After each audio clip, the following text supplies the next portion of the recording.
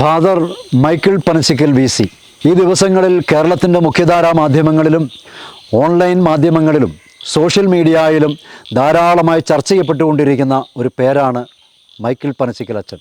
Michael Panachickal അച്ഛനെക്കുറിച്ച് social മീഡിയയിലും online മാധ്യമങ്ങളിലും മുഖ്യധാരാ മാധ്യമങ്ങളിലും അധികം പറഞ്ഞു കേൾക്കാത്ത ഒരനുഭവം നിങ്ങളുമായി പങ്കുവെക്കുകയാണ് ഇന്ന് നിങ്ങളുടെ മുമ്പിലായിരിക്കുന്നതിൻ്റെ ഉദ്ദേശം. വളരെ വ്യത്യസ്തമായ വൈകാരികമായ ചില സ്വർഗീയ നിമിഷങ്ങൾ അച്ഛൻ എനിക്ക് സമ്മാനിച്ചിട്ടുണ്ട്. എനിക്കെന്ന് പറയുന്നതിലുപരി എൻ്റെ മക്കൾക്ക് സമ്മാനിച്ചിട്ടുണ്ട് എന്ന് പറയുന്നതാണ് സത്യസന്ധമായ പ്രയോഗം. അതെന്താണെന്നല്ലേ, മൈക്കിൾ പനച്ചിക്കൽ അച്ഛനെ നിങ്ങൾക്കെല്ലാം അറിയാവുന്നതുപോലെ പാട്ടെഴുതുന്നയാൾ, പുസ്തകം എഴുതുന്നയാൾ, ധ്യാനഗുരു, ധ്യാനപ്രസംഗകൻ, ബൈബിൾ വ്യാഖ്യാതാവ്, ഈ രീതിയിലെല്ലാം എനിക്കും അറിയാമായിരുന്നു. പക്ഷേ പേഴ്സണലായിട്ട് ഞാൻ അറിയാനിടയാകുന്നത് എൻ്റെ മകനിലൂടെയാണ്. ഒരിക്കൽ എൻ്റെ മകനോട് അച്ഛൻ പറഞ്ഞു, എനിക്ക് ഒരു ജെറാൾഡിനെ അറിയാം. അവർ തമ്മിൽ പരിചയപ്പെട്ടപ്പോൾ എൻ്റെ മകനോട് അച്ഛൻ പറയുകയാണ്, അവൻ്റെ പേര് ചോദിച്ചു. അവൻ പറഞ്ഞു ആൽബിൻ ജെറാൾഡ്. അന്നേരം അച്ഛൻ പറഞ്ഞു, എനിക്കൊരു ജെറാൾഡിനെ അറിയാം, യൂട്യൂബിൽ ക്രിസ്തീയ വിഷയങ്ങളിൽ ഇടപെട്ട് സംസാരിക്കുന്നൊരു ജെറാൾഡാണ്. അപ്പോൾ എൻ്റെ മോൻ പറഞ്ഞു അതെൻ്റെ അപ്പനാണ്. അങ്ങനെയാണ് അച്ഛൻ എൻ്റെ നമ്പർ അവനോട് മേടിക്കുകയും ഞങ്ങൾ തമ്മിൽ പരിചയത്തിലേക്ക് വരികയും ചെയ്യുന്നത്. എന്നിട്ട് അച്ഛൻ എന്നോട് പറഞ്ഞൊരു കാര്യമുണ്ട്, ജെറാൾഡ് ക്രിസ്തീയമായ വിഷയങ്ങൾ ഉയർത്തുന്ന ചില ചോദ്യങ്ങൾക്ക് ഞാൻ മറുപടി പറയാം, അത് ജെറാൾഡിൻ്റെ ഒലിവ് ചാനലിൽ അപ്ലോഡ് ചെയ്തുകൊള്ളൂ എന്ന് എന്നോട് പറഞ്ഞു. ഞാൻ പറഞ്ഞ അച്ഛനെ പോലെയുള്ള ഒരാൾ, ലോകപ്രസിദ്ധനായ ധ്യാനഗുരു, വചനവ്യാഖ്യാതാവ്, ഗാനരചയിതാവ്, പുസ്തകങ്ങൾ എഴുതുന്ന വ്യക്തി, അച്ഛൻ സ്വന്തമായൊരു ചാനൽ തുടങ്ങുന്നതാണ് നല്ലത്. അങ്ങനെ ഞങ്ങൾ നിർബന്ധിച്ചു, അച്ഛനെ ഞങ്ങൾ ബോധ്യപ്പെടുത്തി. കാരണം അത്രത്തോളം അച്ഛൻ കഴിവും പേരും പ്രശസ്തിയും തെളിയിച്ചൊരു വ്യക്തിയാണല്ലോ. അങ്ങനെയാണ് ഫ്രീഡം TV എന്ന് പറയുന്നൊരു ചാനലിലേക്ക് അച്ഛൻ തിരിയുന്നത്. അതിൻ്റെ സാങ്കേതികമായ കാര്യങ്ങൾ, യൂട്യൂബും അതിൻ്റെ രജിസ്ട്രേഷനും കാര്യങ്ങളുമെല്ലാം മോൻ അറിയാവുന്നതുകൊണ്ട് അവനത് വേഗം ചെയ്തു കൊടുത്തു. അങ്ങനെ അച്ഛൻ അപ്പോളജറ്റിക്കായിട്ട് സംസാരിക്കാൻ തുടങ്ങിയപ്പോൾ ഞങ്ങൾ തമ്മിൽ കൂടുതൽ അടുത്തു.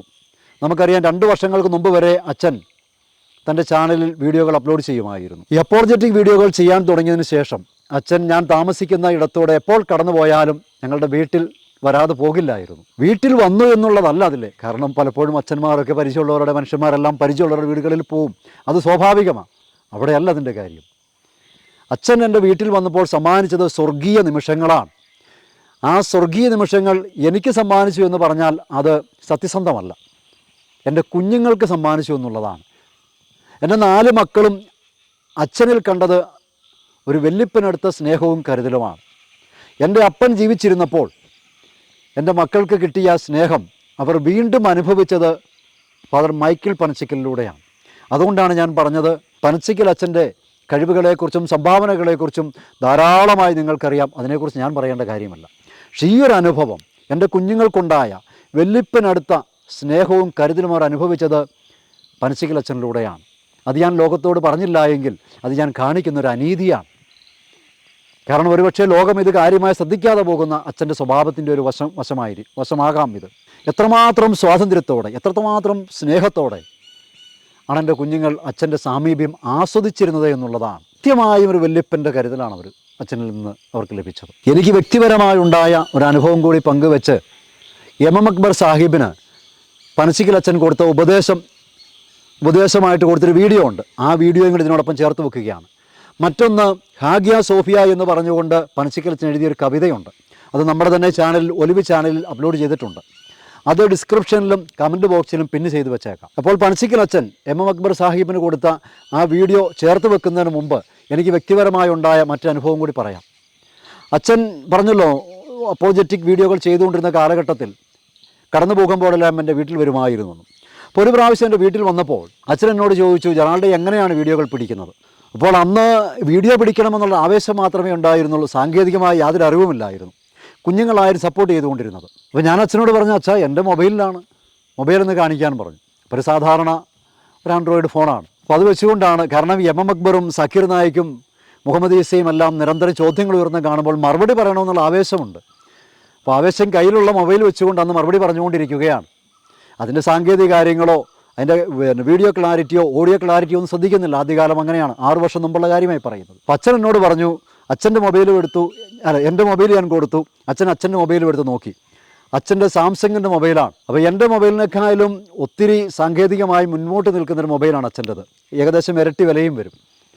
അപ്പോൾ അച്ഛൻ പറഞ്ഞൊരു കാര്യം ചെയ്യുക, ജെറാൾഡേ, ജെറാൾഡിൻ്റെ മൊബൈൽ എനിക്കിതാ, ഇത് ജെറാൾഡ് വെച്ചു. അങ്ങനെ വളരെ സവിശേഷമായ ഒരു അനുഭവം കൂടി എൻ്റെ ജീവിതത്തിലുണ്ട്. അതിനുശേഷം വളരെ കാലം അച്ഛൻ വെച്ച് മാറിയ ആ മൊബൈലിലൂടെയാണ് നിങ്ങൾ ഒലിവിലെ പല വീഡിയോകളും കണ്ടത്.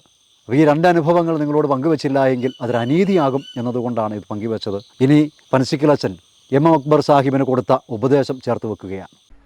ഈ കുരിശുമരണം എന്നുള്ള സംഭവം 4 പേരും കണ്ണുകൊണ്ട് കണ്ടിട്ടുണ്ട് എന്ന് നമ്മൾ അംഗീകരിക്കാം. ഈ 4 പേരും കണ്ട സംഭവം സ്വാഭാവികമായിട്ടും ലോകത്തെ ഏത് കോടതിയിലാണെങ്കിലും 4 സാക്ഷികൾ, ദൃക്സാക്ഷികൾ ഉണ്ടെങ്കിൽ ഒരു കാര്യം അംഗീകരിക്കും. പക്ഷേ ആ ദൃക്സാക്ഷികളുടെ ദൃക്സാക്ഷി വിവരണം കൃത്യമാകണം, വൈരുദ്ധ്യമില്ലാത്തതാകണം, തെറ്റുപറ്റാത്തതാകണം. എന്നാൽ ഈ 4 സാക്ഷികളെയും നമുക്ക് കോടതിയിലേക്ക് കൊണ്ടുവരാം. അവരുടെ ദൃക്സാക്ഷി വിവരണം നമുക്ക് പരിശോധിക്കാം. അവർ കുരിശുമരണത്തിന് യേശുവിനെ ഒറ്റുകൊടുക്കുന്ന സമയം മുതൽ യേശു ക്രിസ്തു ക്രൂശിക്കപ്പെട്ടു എന്ന് പറഞ്ഞ് ക്രൂശിൽ മരിക്കുന്ന സമയം വരെയുള്ള വ്യത്യസ്ത സംഭവങ്ങളെ വിശദീകരിച്ചിട്ടുള്ളത് വിരുദ്ധമായ രീതിയിലാണ് എന്നുള്ളതാണ് സത്യം.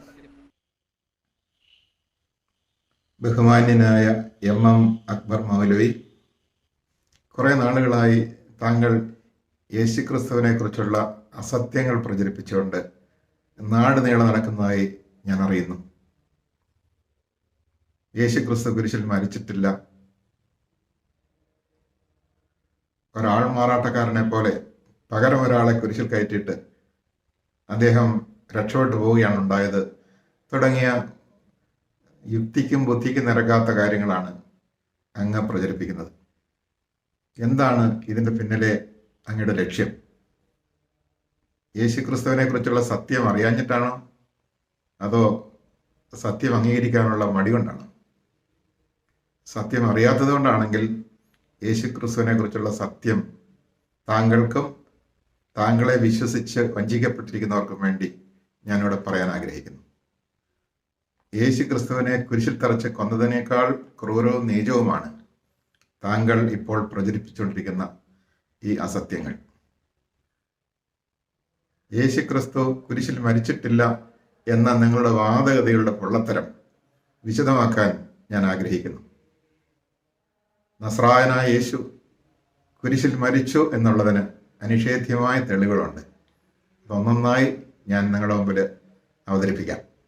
നസ്രായനായ യേശു ക്രൂശിക്കപ്പെട്ടു എന്നതും കുരിശിൽ മരിച്ചു എന്നതും അനിഷേധ്യമായ സത്യമാണ്. അത് വിശ്വസിക്കുവാൻ അനേകം ന്യായങ്ങളുണ്ട്.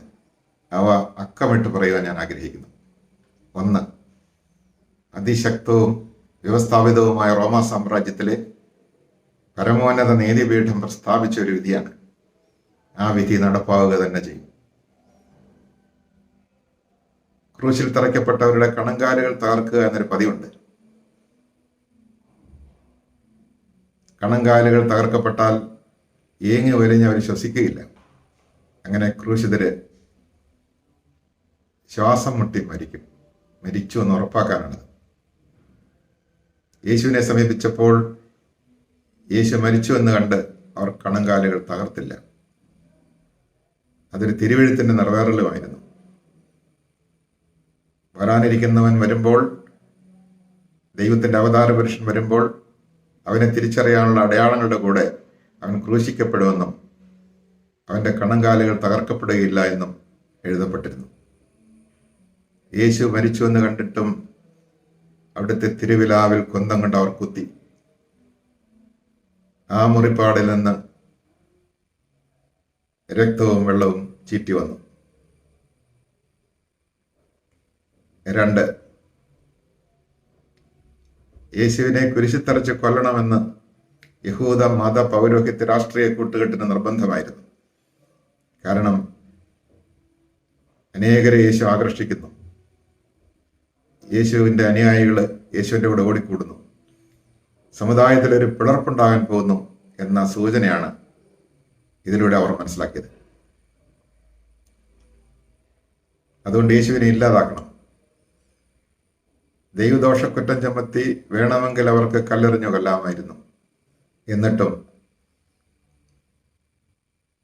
ക്രൂശിക്കപ്പെടണം എന്ന നിർബന്ധം അവർക്കുണ്ടായിരുന്നു. എന്തുകൊണ്ടാണ് നിർബന്ധം ഉണ്ടായത്? അവരുടെ തിരുവെഴുത്തിൽ പറഞ്ഞിരിക്കുന്നു, ക്രൂശിക്കപ്പെട്ട് മരിക്കുന്നവൻ ശപിക്കപ്പെട്ടവനാണെന്ന്. അങ്ങനെ ശപിക്കപ്പെട്ടവരുടെ ഗണത്തിലേക്ക് അവനെ തള്ളിയാൽ അവന് അനുയായികൾ ഉണ്ടാവുകയില്ല എന്നവർ കരുതി. അവനെ ഏറ്റുപറയാൻ ആരും ഉണ്ടാകില്ല. അങ്ങനെ അവൻ എന്നേക്കുമായിട്ട് തീരും എന്നവർ കരുതി. അതുകൊണ്ടാണ് സമ്മർദ്ദ തന്ത്രത്തിലൂടെ പീലാത്തോസിൽ നിന്ന് അവർ ഈ വിധി വാങ്ങിയെടുത്തത്. പലവട്ടം പീലാത്തോസ് പറഞ്ഞു, ശിക്ഷ അർഹിക്കുന്ന യാതൊരു കുറ്റവും ഞാൻ ഇവനിൽ കാണുന്നില്ല എന്ന്. എന്നിട്ടും അവര് അടങ്ങിയില്ല. അങ്ങനെയാണ് നിങ്ങളുടെ ഇഷ്ടം അനുസരിച്ച് കൊണ്ടുപോയി കുരിശിൽ തറച്ചുകൊള്ളുക എന്ന് പറഞ്ഞത്. എന്നിട്ട് ആ മനുഷ്യൻ കൈ കഴുകി, ഈ നീതിമാന്റെ രക്തത്തിൽ എനിക്ക് പങ്കില്ല എന്ന് പറഞ്ഞുകൊണ്ട്. അങ്ങനെ തങ്ങൾ ആഗ്രഹിച്ച ഒരു വിധി എഴുതി കിട്ടിയാൽ യഹൂദ നേതൃത്വം അത് നടപ്പാക്കാതെ വിടുമോ? നമ്മൾ കാണുന്നുണ്ട്, പ്രധാന പുരോഹിതനും സംഘവും യേശുവിന്റെ കുരിശിന്റെ സമീപത്തുണ്ടായിരുന്നു. യേശു മരിച്ചു എന്ന് ഉറപ്പാക്കിയതിന് ശേഷമേ അവർ പിന്തിരിഞ്ഞു പോയുള്ളൂ. കാരണം അവരുടെ ആവശ്യമായിരുന്നു യേശുവിനെ ഇല്ലാതാക്കുക എന്നത്. യേശു മരിച്ചു എന്ന് ഉറപ്പാക്കിയിട്ടേ അവർ പോയുള്ളൂ എന്ന് പറയുമ്പോൾ അവരുടെ നിശ്ചയദാർഢ്യം, അവരുടെ ഇച്ഛാശക്തി എത്ര വലുതാണെന്ന് നാം കാണുകയാണ്. യഹൂദന്റെ ഇച്ഛാശക്തി, നിശ്ചയദാർഢ്യവും അറബികൾക്കും മുസ്ലിങ്ങൾക്കും നന്നായി അറിവുള്ളതല്ലേ. അപ്പം തീർച്ചയായിട്ടും യേശുവിന്റെ കുരിശുമരണം അവർ ഉറപ്പാക്കി എന്നത് അസന്നിഗ്ധമായ സത്യമാണ്. 3, യേശുവിന്റെ സമകാലികരായി 1-ാം നൂറ്റാണ്ടിൽ ജീവിച്ചിരുന്ന അനേകം ഗ്രന്ഥകാരന്മാര്, ചരിത്രകാരന്മാര് യേശുവിന്റെ കുരിശുമരണം പരാമർശിച്ചിട്ടുണ്ട്. ടാസിറ്റസ്, പ്ലീനി, ജോസെഫുസ് എന്നിവർ അവരിൽ പ്രമുഖരാണ്. അങ്ങനെ സുവിശേഷത്തിന് പുറമെ യേശുവിന്റെ കുരിശുമരണം സാക്ഷ്യപ്പെടുത്തപ്പെട്ടിരിക്കുന്നു. 4, തന്നെ അവർ കൊല്ലുമെന്ന് യേശു നിരന്തരം പറയുമായിരുന്നു. അവസാനം ജെറുസലത്തേക്ക് പോകുന്ന വഴിക്ക് വെച്ച് തന്നെ 3 വട്ടം സ്ലീഹന്മാരോട് പറഞ്ഞു, നമ്മളിപ്പോൾ ജെറുസലത്തേക്ക് പോവുകയാണ്. അവിടെ ചെല്ലുമ്പോൾ പ്രധാന പുരോഹിതന്മാരും നിയമജ്ഞരും നേതാക്കന്മാരും എല്ലാം ചേർന്ന് എന്നെ പിടിക്കും, എന്നെ ബന്ധിക്കും, അടിക്കും, എന്നെ ക്രൂശിക്കുമെന്ന് മുൻകൂട്ടി പറഞ്ഞിരുന്നു. യേശുവിന്റെ ഭാഗത്തുനിന്ന് യേശു കുരിശുമരണം പറഞ്ഞിരുന്നു. യഹൂദ മത നേതൃത്വത്തിന്റെ ഭാഗത്തുനിന്ന് അവരും പ്രഖ്യാപിച്ചിരുന്നു യേശുവിനെ കൊല്ലുമെന്ന്, കൊല്ലാതെ വിടില്ലെന്ന്. ഇത് രണ്ടും വലിയ സൂചനയല്ലേ, തെളിവല്ലേ? റോമ സാമ്രാജ്യത്തിന്റെ പരമോന്നത നീതിപീഠത്തിന് മുമ്പാകെ വിചാരണ ചെയ്യപ്പെടുകയും ക്രൂശിക്കപ്പെടാനുള്ള വിധി പ്രസ്താവിക്കപ്പെടുകയും ചെയ്ത സ്ഥിതിക്ക് മൗലവി ഇനി വേറൊരു വിചാരണ ആവശ്യമുണ്ടോ? വേറൊരു സാക്ഷി വിസ്താരം ആവശ്യമുണ്ടോ? എന്താ അപഹാസ്യമാണ്. ഇനിയും അതിനൊരു വിചാരണ നടത്തുക, സാക്ഷി വിസ്താരം നടക്കുക. അങ്ങ് ആവശ്യപ്പെടുന്നത് അർത്ഥശൂന്യമായ കാര്യമാണ്. ചരിത്രത്തിൽ നടന്ന ഈ സത്യത്തെ അംഗീകരിക്കുക എന്നുള്ളതാണ് യുക്തിസഹമായ കാര്യം. അതാണ് നിയമാനുസൃതമായ കാര്യം. യേശു ക്രിസ്തു ക്രൂശിക്കപ്പെട്ടോ ഇല്ലയോ എന്നത് ഇനി ഒരു അന്വേഷണത്തിന്റെ വിഷയമല്ല. സത്യത്തെ മനസ്സിലാക്കുകയും അംഗീകരിക്കുകയും ചെയ്യുക എന്നതേ ഉള്ളൂ കരണീയം. എങ്കിലും അങ്ങയോടുള്ള ആദരവ് കൊണ്ട് അങ്ങ് എടുത്തിട്ട ഒരു വിഷയം ഞാൻ ചർച്ചയ്ക്ക് വിധേയമാക്കുകയാണ്. അങ്ങ് പറയുന്നു, 4 സുവിശേഷകന്മാരും യേശു മരിച്ചു എന്നുള്ളത് സാക്ഷ്യപ്പെടുത്തിയിട്ടുണ്ട്. എന്നാൽ അതിനു മുമ്പ് നടന്ന പല കാര്യങ്ങളെക്കുറിച്ചും അഭിപ്രായ വ്യത്യാസങ്ങളുണ്ട്. അതുകൊണ്ട് അവർ മരിച്ചു എന്ന് സാക്ഷ്യപ്പെടുത്തുന്നതും വിശ്വസിക്കാൻ കഴിയാത്തതാണെന്ന്. മൗലവി അങ്ങൊരു കാര്യം മനസ്സിലാക്കണം. ഇവിടെ തർക്ക വിഷയം യേശു മരിച്ചോ ഇല്ലയോ എന്നുള്ളതാണ്. മരിച്ചു എന്ന കാര്യത്തിൽ 4 പേരും ഒരുപോലെ സാക്ഷ്യപ്പെടുത്തിയെങ്കിൽ പിന്നെ അതിനൊരു സാക്ഷ്യത്തിന്റെ ആവശ്യമില്ല, സ്ഥിരീകരിക്കപ്പെട്ട് കഴിഞ്ഞു. പിന്നെ അതിനു മുമ്പ് നടന്ന ചെറിയ ചെറിയ കാര്യങ്ങളെക്കുറിച്ച് ചില വ്യത്യസ്തമായ അഭിപ്രായങ്ങൾ ഉണ്ടായേക്കാം. അത് സ്വാഭാവികമാണ്. ഞാൻ മൗലവിയെ ചലഞ്ച് ചെയ്തുകൊണ്ടൊരു കാര്യം ചോദിക്കട്ടെ. നിങ്ങളെ 4 മൗലവിമാരെ ഒരു പ്രത്യേക രംഗം കാണാനായിട്ട് വിളിക്കുകയാണ്. കുറെ കാലം കഴിഞ്ഞ് നിങ്ങളോട് 4 പേരോടും ഒരു റിപ്പോർട്ട് തരാൻ പറഞ്ഞാൽ 4 പേരും വള്ളി മാറ്റമില്ലാത്ത ഒരു റിപ്പോർട്ട് തരുമോ?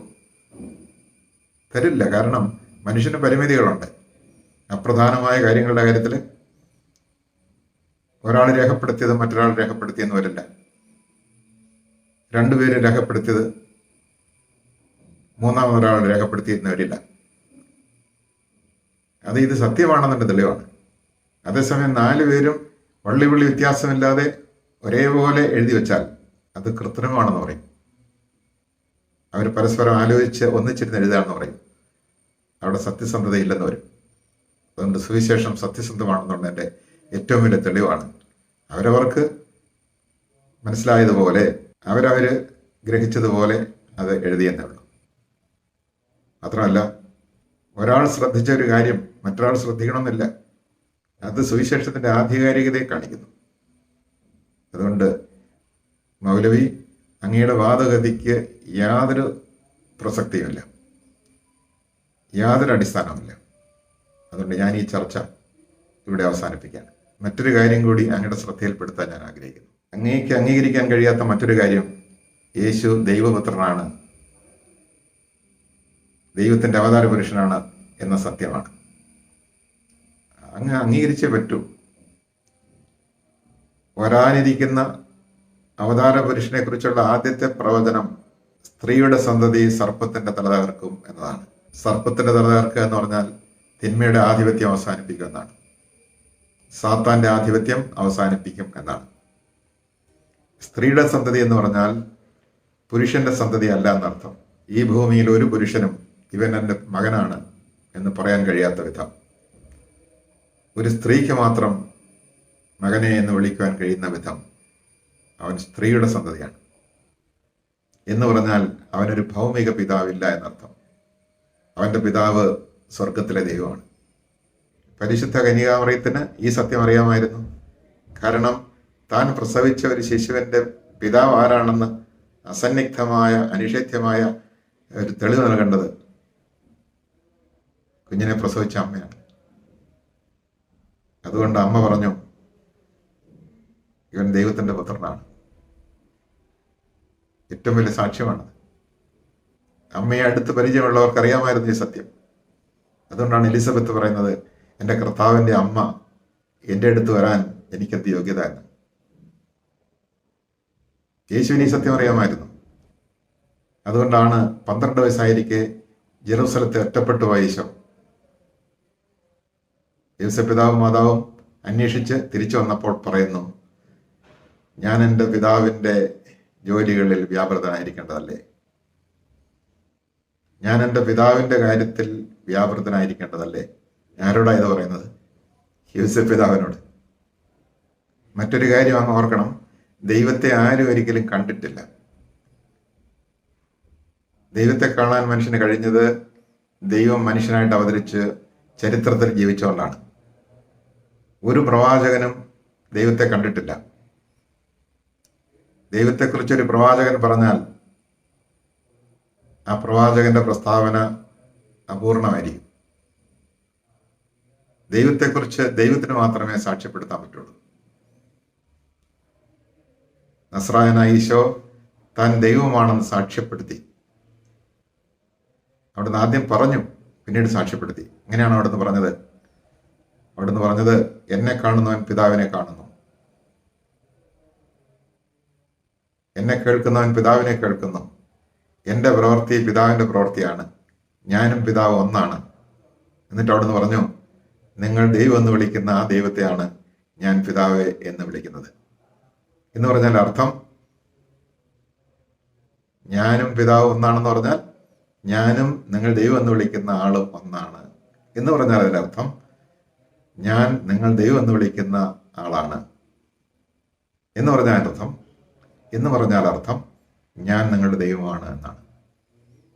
ഇത് യഹൂദ നേതൃത്വത്തിന് മനസ്സിലായി. അതുകൊണ്ടാണ് ഇനി അവൻ ജീവിച്ചിരിക്കാൻ പാടില്ല. ദൈവമാണെന്ന് അവകാശപ്പെടുകയും ദൈവമാണെന്ന് തെളിയിക്കുകയും ചെയ്താൽ പിന്നെ ആളുകൾ അവൻ്റെ പിന്നാലെ പോകും. പിന്നെ ഒരു പ്രവാചകന് സ്ഥാനമില്ല. അങ്ങനെ അന്ന് അവർ തീരുമാനിച്ചു, ഇനി ഇവനെ ഒരടി മുന്നോട്ട് വിടാൻ പറ്റില്ല, ഉടനെ കൊല്ലണം. പക്ഷെ അവർ കൊന്നപ്പോഴും അവർ പരാജയപ്പെട്ടു. കാരണം എന്താണ്? യേശുവിനെ കുരിശിത്തറച്ച് കൊന്നപ്പോൾ യേശു ദൈവമാണെന്ന് അവിടെ കിടന്നുകൊണ്ട് തെളിയിച്ചു. ഒരു കാര്യം ഞാൻ പറയട്ടെ, ദൈവത്തിൽ നന്മ മാത്രമേ ഉള്ളൂ, സ്നേഹം മാത്രമേ ഉള്ളൂ, സത്യം മാത്രമേ ഉള്ളൂ. അവനായിരിക്കുന്നവനാണ്. അവൻ്റെ നിറം മാറില്ല. സ്വർണ്ണ ഉരുപ്പടി എടുത്ത് ഉരച്ചാൽ എത്ര ഉരച്ചാലും അത് തിളങ്ങി നിൽക്കും, സ്വർണമായിട്ട് തന്നെ തിളങ്ങി നിൽക്കും. എന്നാൽ സ്വർണമാണെന്ന് അവകാശപ്പെടുന്ന ഒരു വ്യാജ ഉരുപ്പടി കൊണ്ടെന്ന് ഉരച്ചാൽ, ഒന്നുരച്ചു രണ്ടുരച്ചു, ഉള്ളിൽ നിന്ന് ചെമ്പ് പുറത്തു വരും, അല്ലെങ്കിൽ ഉള്ളിലിരിക്കുന്ന അഴുക്ക് പുറത്തു വരും. യേശുവിനെ കുരിശിൽ തറച്ചിട്ടു, നിന്ദിച്ചു, അപമാനിച്ചു, പീഡിപ്പിച്ചു. പക്ഷേ എത്ര നിന്ദിച്ചിട്ടും അപമാനിച്ചിട്ടും പീഡിപ്പിച്ചിട്ടും ക്രൂശിച്ചിട്ടും നന്മ മാത്രമേ അവനിൽ നിന്ന് വന്നുള്ളൂ. സ്നേഹം മാത്രമേ അവനിൽ നിന്ന് വന്നുള്ളൂ. കരുണ മാത്രമേ അവനിൽ നിന്ന് വന്നുള്ളൂ. അനുഗ്രഹം മാത്രമേ അവനിൽ നിന്ന് വന്നുള്ളൂ. സൗഖ്യം മാത്രമേ അവനിൽ നിന്ന് വന്നുള്ളൂ. ഇതിലൂടെ അവൻ തെളിയിച്ചു, ഞാൻ ദൈവമാണ്. എന്നാൽ മൗലവി അങ്ങനൊരു കാര്യം മനസ്സിലാക്കുക, തങ്ങളാണ് സത്യദൈവത്തിൻ്റെ ആളുകൾ എന്ന് കരുതുന്നവരെ, തങ്ങളുടെ മതസ്ഥാപകനെതിരെ ഏതെങ്കിലും ഒരു നിന്ദാവചനം ആരെങ്കിലും പറഞ്ഞോ എന്ന് വന്നാൽ ഉടനെ കലാപമല്ലേ ഉണ്ടാക്കുന്നത്, അക്രമമല്ലേ അഴിച്ചുവിടുന്നത്, തകർക്കുകയല്ലേ ചെയ്യുന്നത്, കത്തിക്കുകയല്ലേ ചെയ്യുന്നത്. ഇതെന്തിൻ്റെ സൂചനയാണ്? നിങ്ങളുടെ ഉള്ളിൽ അക്രമമാണുള്ളത്, അനീതിയാണുള്ളത്, അശുദ്ധിയാണുള്ളത്, വെറുപ്പാണുള്ളത്, വിദ്വേഷമാണുള്ളത്. നിങ്ങൾ ദൈവത്തിൻ്റെ ആളുകളല്ല എന്നതിൻ്റെ ഏറ്റവും വലിയ തെളിവാണിത്. അങ്ങ് ശരാശരിക്ക് മുകളിൽ ഐക്യമുള്ള ഒരാളാണെന്നാണ് എൻ്റെ നിരീക്ഷണം. എന്നിട്ടും അങ്ങേക്ക് ഞാൻ ഈ പറയുന്നത് മനസ്സിലാകുന്നില്ലേ? നിങ്ങൾ വഞ്ചിക്കപ്പെട്ടവരാണ്, സത്യദൈവത്തെ അറിയാത്തവരാണ്. ഒരു വ്യക്തി വിശ്വസിക്കുന്ന ദൈവം, ആ ദൈവത്തിൻ്റെ സ്വഭാവമായിരിക്കും ആ വ്യക്തിയുടെ സ്വഭാവം. നീ വിശ്വസിക്കുന്ന ദൈവം ശപിക്കുന്ന ദൈവമാണെങ്കിൽ നീ ശപിക്കും. നീ വിശ്വസിക്കുന്ന ദൈവം പ്രതികാരം ചെയ്യുന്നവനാണെങ്കിൽ നീ പ്രതികാരം ചെയ്യും. നീ വിശ്വസിക്കുന്ന ദൈവം അസഹിഷ്ണുവാണെങ്കിൽ നീയും അസഹിഷ്ണുവായിരിക്കും. അതുകൊണ്ട് യേശുവിനെ ദൈവമായി കണ്ട് യേശുവിൽ ജീവിതം അർപ്പിച്ചാൽ യേശുവിൻ്റെ എല്ലാ നന്മയും പുണ്യവും അങ്ങനെ അർപ്പിക്കുന്നവർക്ക് കിട്ടും. യേശുവിനോട് ചേർന്ന് നിൽക്കുന്നവർക്കെല്ലാം, യേശുവിൽ വിശ്വസിക്കുന്നവർക്കെല്ലാം യേശുവിലെ നന്മ, യേശുവിലെ സ്നേഹം, യേശുവിലെ എല്ലാ ഗുണഗണങ്ങളും പരിശുദ്ധാത്മാവിലൂടെ ലഭിക്കും. ലോകത്തിൻ്റെ രക്ഷയ്ക്ക് ഒരേ ഒരു മാർഗമേ ഉള്ളൂ, സമാധാനത്തിൻ്റെ രാജാവായ യേശുവിനെ അംഗീകരിക്കുക, യേശുവിനോട് ചേർന്ന് നിൽക്കുക, അവൻ്റെ നന്മയാൽ പൂരിതമായ ഒരു ജീവിതം ഉണ്ടാവുക, അവൻ്റെ ആത്മാവിനാൽ നയിക്കപ്പെടുന്ന, അവൻ്റെ സ്നേഹത്താൽ നിറയപ്പെടുന്ന ഒരു ജീവിതം ഉണ്ടാകുക. അതുകൊണ്ട് മൗലവി, താങ്കൾ വഞ്ചിക്കപ്പെട്ട ഒരാളാണ്. താങ്കളുടെ വാക്കുമൂലം അനേകർ വഞ്ചിക്കപ്പെട്ടുകൊണ്ടിരിക്കുകയാണ്. അതുകൊണ്ട് ഈ സത്യം ഒന്ന് തിരിച്ചറിയാനും അങ്ങേക്കിടയാകട്ടെ എന്ന് ഞാൻ പ്രാർത്ഥിക്കുന്നു. കാരണം ഞാൻ അങ്ങയെ സ്നേഹിക്കുന്നു, അങ്ങയുടെ നന്മ ആഗ്രഹിക്കുന്നു. എന്നെ ശ്രവിച്ചുകൊണ്ടിരിക്കുന്ന എല്ലാ പ്രിയപ്പെട്ടവർക്കും ദൈവനാമത്തിൽ നന്ദി.